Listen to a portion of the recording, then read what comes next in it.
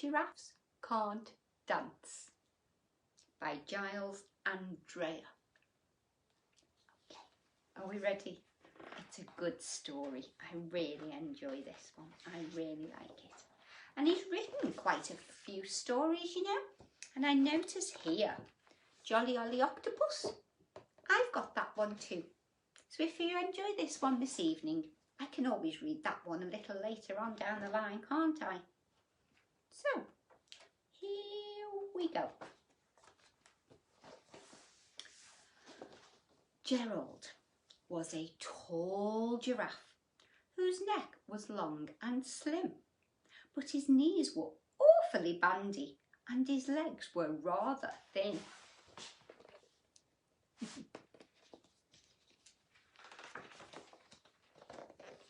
He was very good at standing still and munching shoots off trees. But when he tried to run around, he buckled at the knees.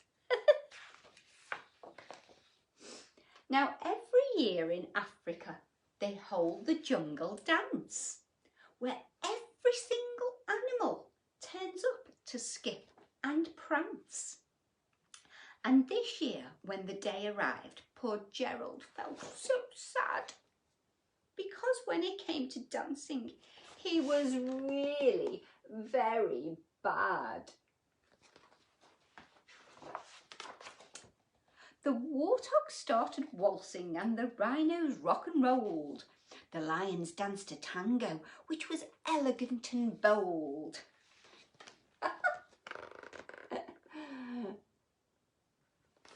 The illustrations are fab, aren't they? The chimps all did a cha-cha-cha with a very Latin feel. And 8 baboons then teamed up for a splendid Scottish reel.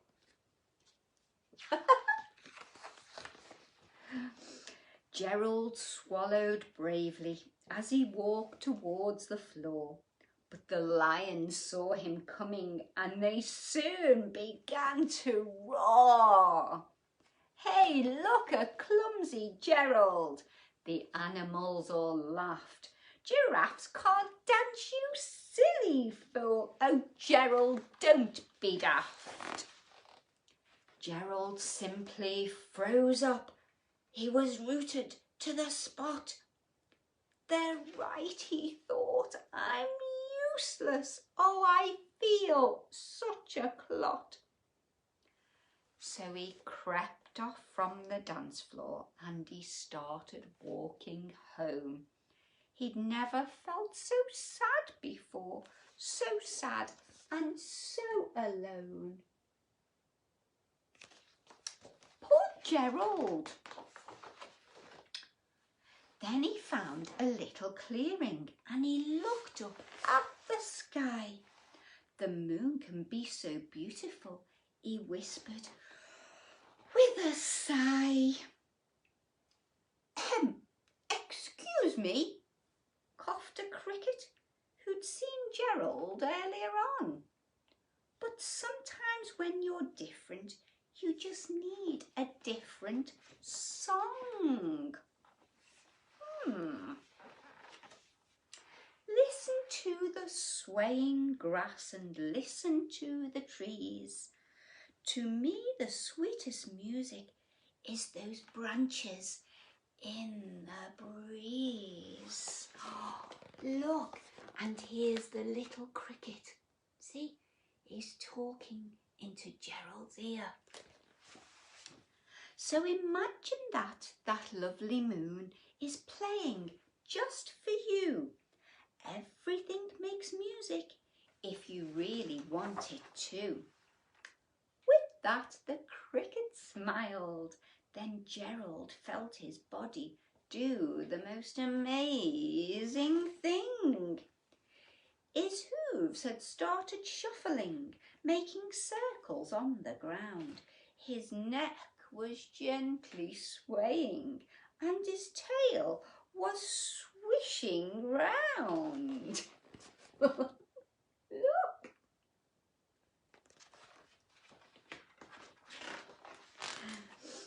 He threw his arms out sideways and he swung them everywhere. Then he did a backward somersault and leapt up in the air. Wow!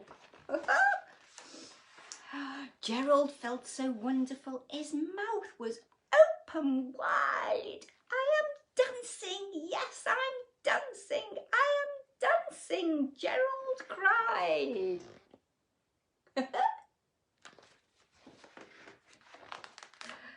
Then one by one, each animal who'd been there at the dance arrived while Gerald boogied on and watched him, quite entranced.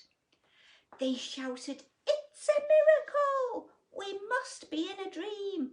Gerald's the best dancer that we have ever seen." Wow, look at this.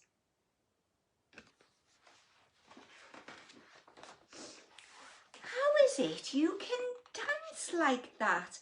Please, Gerald, tell us how. But Gerald simply twizzled round and finished with a bow. Then he raised his head and looked up at the moon and stars above. "We all can dance," he said, "when we find the music that we love." And Mary is looking up at the moon with all of the animals. Now, do you know why that book is one of my favourites? Because I love dancing. Absolutely love it. And I bet you do too. It's great being with you this evening. I hope you've really enjoyed that story, because I enjoyed telling it. So I wonder what we'll have in store for Wednesday's bedtime story. I'll have to have a look in my big box of books, won't I? See what I can find. Well, have a lovely day tomorrow, everybody, no matter what you do. Remember, stay safe. I've got my fabulous t-shirt on. Stay safe, stay well, have a good night's sleep, and I'll see you all soon. Take care, everybody. Love to you all.